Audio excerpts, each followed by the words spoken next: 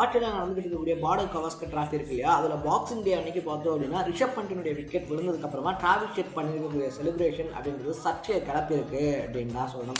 So என்ன matter அப்படின்னு சொல்லி பார்த்தோம் அப்படின்னா, இந்த பார்டர் கவாஸ்கர் டிராஃபி இருக்கு இல்லையா, அதில் இந்தியா படும் மோசமாக சொதப்பிக்கிட்டு இருக்காங்க அப்படின்னே சொல்லலாம். அதுவும் பேட்ஸ்மேன்ஸ் பார்த்தோம் அப்படின்னா முக்கியமான பேட்ஸ்மேன்ஸ் ஒருத்தர் கூட சொல்லிக்கக்கூடிய அளவுக்கு கான்ட்ரிபியூஷன் அப்படின்றத டீமுக்காக பண்ணல. ஸோ இதனால் ஆஸ்திரேலிய ஊடகங்கள் எல்லாமே பார்த்தோம் அப்படின்னா கிங் கோலி இருக்கார் இல்லையா, அவரை வந்துட்டு கிளவுன் அப்படின்னு சொல்லியும், ரோஹித் சர்மா வந்துட்டு பார்த்தோம் அப்படின்னா கை பேபி அப்படின்ற மாதிரி இமேஜஸ் போட்டும் கலாச்சி தள்ளிக்கிட்டு இருக்காங்க அப்படின்னு தான் சொல்லணும். ஸோ இது எல்லாத்துக்கும் ஒருபடி மேலே போய் பார்த்தோம் அப்படின்னா இன்னைக்கு ரிஷப் பண்டினுடைய விக்கெட் விழுந்ததுக்கு அப்புறமா டிராவிஸ் ஹெட் இருக்கார் இல்லையா, அவர் பண்ண அந்த செலிப்ரேஷன் அப்படின்றது சர்ச்சையினுடைய உச்சமாக மாறி இருக்கு அப்படின்னு தான் சொல்லணும். ஸோ இன்னும் இந்தியன் ஃபேன்ஸ் பலருமே பார்த்தோம் அப்படின்னா டிராவிஸ் ஹெட்டை ஐசிசி டிராஃபிஸ் கேம் இருக்கு இல்லையா, அதுலேருந்து தடை பண்ணணும் அப்படின்னு சொல்ல ஆரம்பிச்சிருக்காங்க. ஸோ இந்த செலிப்ரேஷனை பற்றியும் இந்தியாவுடைய இந்த பர்ஃபார்மன்ஸஸ் பற்றியும் நீங்கள் என்ன நினைக்கிறீங்க அப்படின்றத கமெண்ட்டில் போட்டு மறக்காம சேனலை ஃபாலோ பண்ணி சப்ஸ்கிரைப் பண்ணிக்கங்க.